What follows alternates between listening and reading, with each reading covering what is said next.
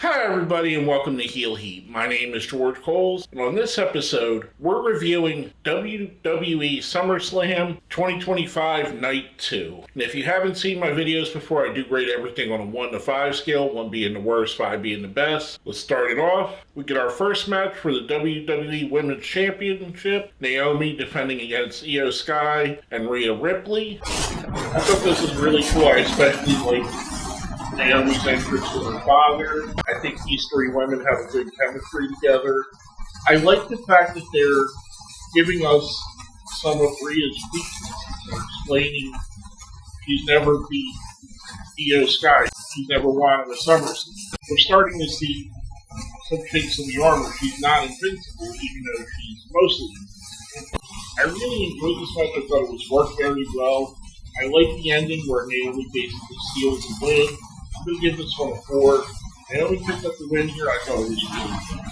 Now rolling on to our next match, a 16 ladder match for the Tag Team Championships. We have Joe Gacy and Dexter Lumis defending against Andrade and Rey Fenix, Tommaso Ciampa and Johnny Gargano, Nathan Frazier and Axiom, the Motor City Machine Guns, and the Street Profit. I think this was the longest, if not the second longest match on the card, and you can see why with everybody involved. And I kind of want to talk about this match a little bit. I feel like we're at the point where these type of matches, these multi-man car crash matches, have got past the point of diminishing returns. And what I mean by that is I'm sitting there watching this, and moves that would be absolutely amazing in other matches and absolutely stunning, I'm just ho-humming here because it's become so standard that we have these kind of matches, these ladder matches with 3 teams, 4 teams, 5 teams. And it's something that I think plagues this card, or at least night 2 of the card, a bit as well. As crazy as this match was and as much of a car crash as it was, I just couldn't get myself to really get hyped up for it. And that's not to say that we didn't have some great teams here.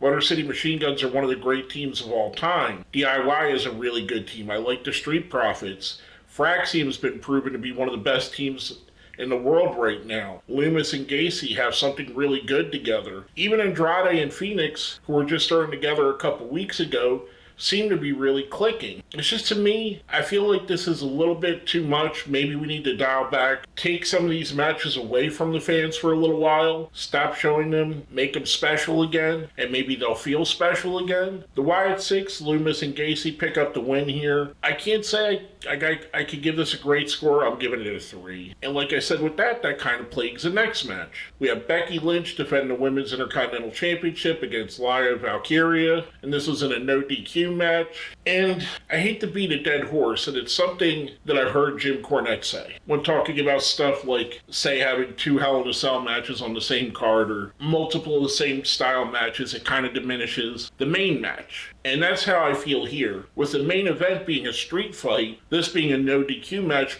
basically means the same goddamn thing. And as good of wrestlers as these two are, Becky's amazing, Lyra is one of the best up-and-coming wrestlers in the world. I just got the feeling this was a good match, don't get me wrong.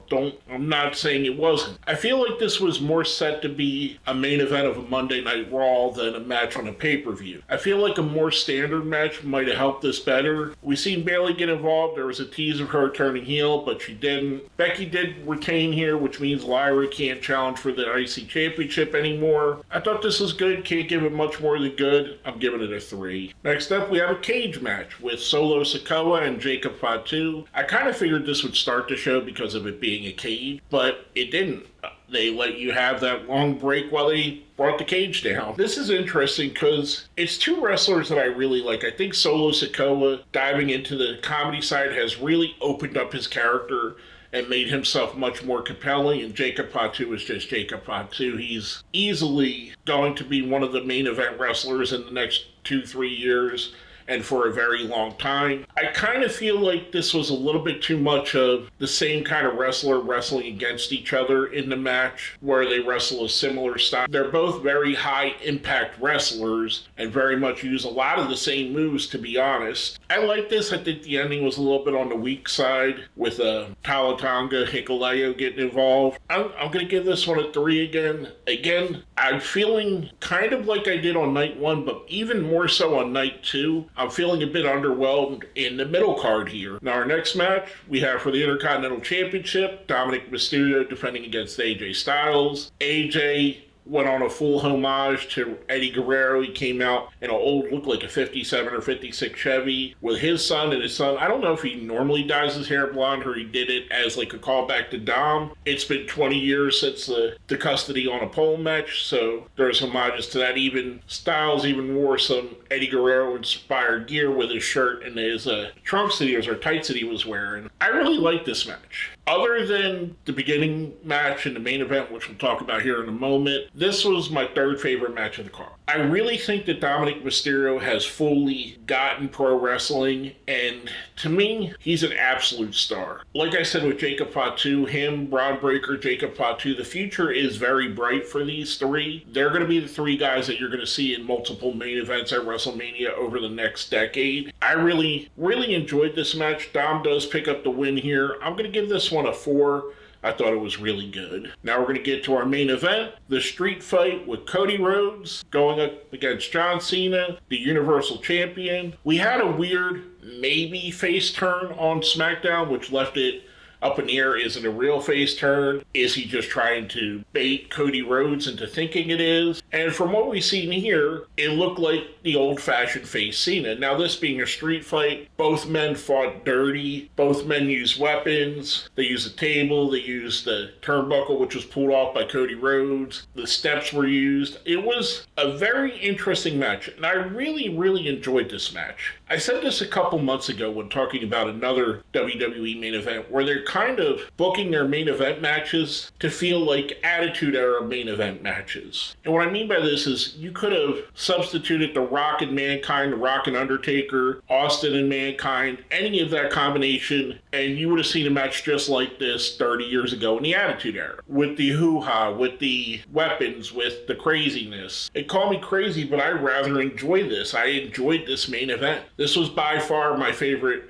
match of night 2, and in consideration with the main event of night 1 for being my favorite match of the weekend. Cody does pick up the win. We see him hug and respect John Cena. It looked like at one point Cody was about to cry. He gives Cena the ring, and we hear this familiar music. Out comes Brock Lesnar. Brock looking like he walked right off the farm or out of a motorcycle rally with his motorcycle vest and cowboy hat on. Walked down to the ring, kind of stalked Cena for a bit, milks it, jumps in the ring, hits the F5. For this match, I'm going to give this match a 5. I thought it was highly entertaining. I really enjoyed it. The involvement of Brock, I also enjoyed. And I'm going to talk about this right now on a purely wrestling standpoint, and then in a moment from now, we're going to talk about the elephant in the room. Bringing Brock Lesnar back, as you can hear by the response of the crowd, he's one of the most easily recognizable and bankable stars of the last 20 plus years. He's a guy that moves the needle in an era where very few guys move the needle. He's a megastar. He's a guy that has instant credibility. In my opinion, one of the most credible wrestlers of all time. And he absolutely brings a dynamic to the world of WWE that is sorely missed. Now, let's go away from the match itself, talk about the card overall, and obviously, we're going to cover the elephant first. Well, actually, let me move that for a moment. The mid-card, again, for the second night in a row, kind of felt underwhelming. I kind of feel like SummerSlam doesn't need to be 2 nights.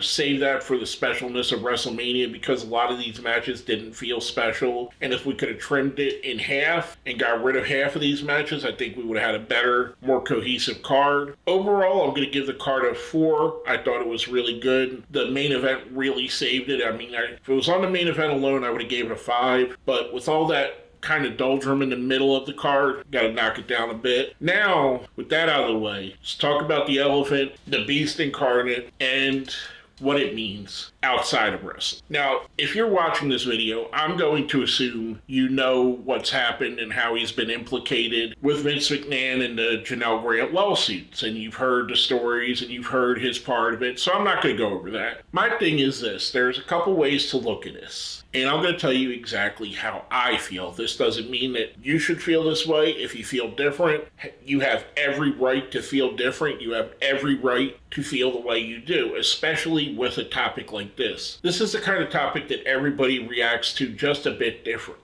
And a lot of what you've gone through in your personal life colors your opinion on this. Now, there's a couple things I want to bring up. He's not been charged with anything. That doesn't mean that it's not true. As far as the case is concerned, I haven't heard that it's been settled or any charges or anything against Brock has been settled. So there's still that out there in the wild. I don't know that he's necessarily ever going to go to jail for his involvement. From a story we heard, he was involved in basically trafficking a woman. And at the very least, if you want to give it the most benefit of the doubt, he was involved in some weird sexual acts or potential sexual acts, because I believe he didn't go through with it, or for whatever reason it didn't work out with a woman while he was married. That's giving him the extreme benefit of the doubt. Now, my personal opinion, as someone that's a Brock Lesnar, the wrestler fan, and has been for a long time, I have very mixed feelings about this. It's kind of similar to the Chris Benoit situation. And I know apples and oranges, and he didn't murder anybody, and blah, blah, blah. But hear me out. If what Brock Lesnar is accused of is true, and we have no reason to think that it's not, I don't think he should ever be on WWE television again. Now, that's not to say I don't think the guy deserves a fair chance to go to trial, to fight his cause. I think we all deserve that in America. I just think that with it being something open and ongoing, and how much potential damage it has to do to the WWE, and all the questions it's going to bring up, I'm a fairly positive person on YouTube, and I'm a fairly benefit of the doubt kind of person on YouTube, and I'm even questioning it. So if I'm questioning it, there's definitely going to be a number of fans that this is going to run off. Is the trade-off worth it? Is his star power and the amount of eyes that he can bring to the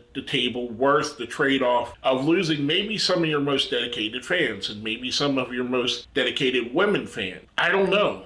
I'm not in that position to say. Again, I want to give the guy the benefit of doubting, innocent until proven guilty, but what we've heard is heinous. He's not as bad as Vince McMahon. If you know the story, you understand what I'm saying here. But he's complacent in the story. He's involved. And I gotta believe it's even more involved than what we've heard. So for that, I don't think I would have brought him back. And I'm just being honest. I don't think the risk, I don't think it's worth the reward. Like I said, you're definitely going to drive some of the fans off, and maybe a good number of them. Are you going to bring that many back that are just curious to see Brock Lesnar? I don't know. I know he's a draw. I know he's one of the biggest draws they've had and one of the biggest draws they could pull out there. But it's just, in my opinion, it's very questionable. I would not have brought him back. I would have let him rode off into the sunset. But that's just me. At least until everything cleared up and he was exonerated. That's me. Let me know what you think down here in the comments. Keep it civil. If it starts getting out of hand, the second it gets out of hand, anyone goes back and forth, it's getting deleted. If you're not a person keeping it civil, or you're putting basically hate speech in the comments, or you're attacking other people that might be positive on his return, you will be blocked and banned. This is not going to be a space for people to argue in my comments. I just want to hear your opinion. If you don't agree with someone's comment, leave it alone. Just ignore it. Put your own comment. Try not to attack each other. I know it's going to be hard. This is the internet, and everybody wants to attack everybody. But keep it civil in the comments. Let me know your opinion. Would you have brought him back? Would you have not brought him back? But anyway, overall, again, I'm giving the card a 4. This is my opinion of Night 2 of SummerSlam. My name is George Coles, and you've been watching Heel Heat.